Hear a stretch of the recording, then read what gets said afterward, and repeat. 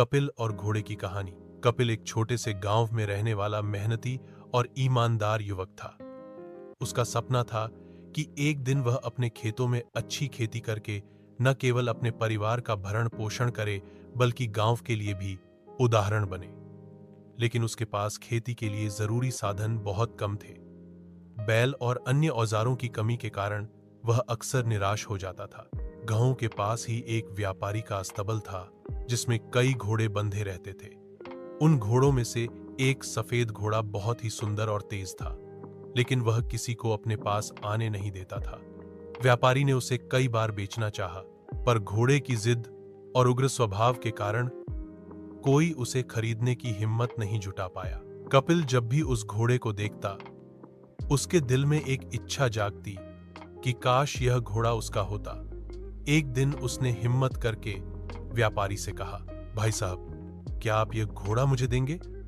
मैं पैसे तो अभी पूरे नहीं दे पाऊंगा, लेकिन मेहनत कर चुका दूंगा। व्यापारी हंसते हुए बोला, कपिल, यह घोड़ा तुम्हें संभालना मुश्किल है, यह किसी के वश में नहीं आता। लेकिन कपिल ने दृढ़ निश्चय किया और घोड़ा उसे मिल गया। अब असली चुनौती शुरू हुई। घोड़ा बहुत जंगली था। जब कपिल उसे पास जाने की कोशिश करता तो वह लात मारता या दौड़कर भाग जाता।